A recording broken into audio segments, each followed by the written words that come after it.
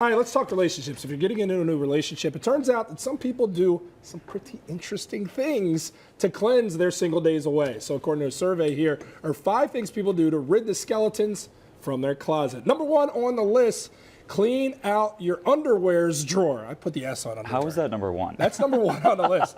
Also clean out phone contacts and dating apps. That's important. Upgrade your mattress. I used to have one of those mattresses that you just threw on the floor when I was a bachelor. I didn't have the other part to it. Dispose old couple photos. Clean out exes' clothes in your closet. I think that's all pretty good stuff. I think they're a little out of order, though. I think I would delete the dating apps before cleaning out my underwear drawer, personally. Right? I don't think you have to throw out your mattress, though. You don't need a new mattress We need to every upgrade. Relationship. You might be getting more action on that. Well, maybe. You don't want to know what's been going on there before. I would want a new mattress. Really? Yeah, I would. At least I think my new partner What if you're in like 5 relationships over 5 years? You have to get a 5 new bed mattresses, every year? Carly. And by the way, how many are we up to for you? Come on. Not that many. Yeah, right. I don't know, guys. I use Palo Santo and cleanse my whole body. Wait, what do you do? Palo Santo. And do what? Yeah, cleanse my whole body. All right. You know, for me, I feel like the one that was not a sticking point, but one I was like, oh yeah, I probably need to handle that, is you forget how much clutter builds up during your single day. So I had pictures, not like that, but like pictures of me out with a girl that I used to be with or something like that. And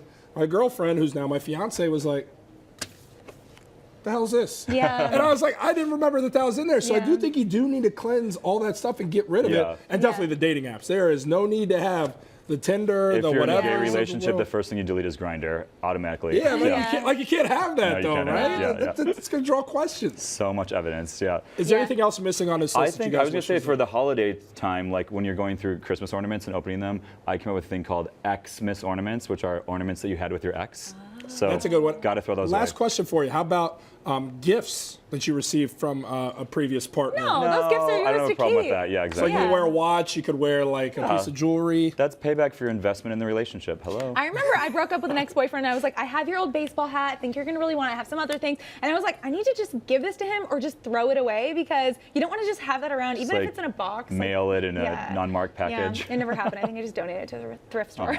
The thrift store's better off with that one. All right, so you always hear that you shouldn't sleep near your phone, everybody, because it messes with your sleep schedule. Here's another reason. You could text nonsense to your friends and have no memory of the conversation in the morning. According to a study by Villanova University, this is happening to a lot of shocker college students. So how much trouble can people get into with that phone next to them? I don't remember ever doing this, but I will tell a quick anecdote. I had a story once.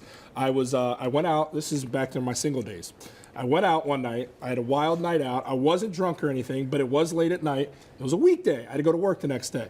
I thought I was texting a female. Again, it was my single days. I thought I was texting a female to come over. And there's no response. I was like, come on, why you act like you don't see this? I know you see this text. No response.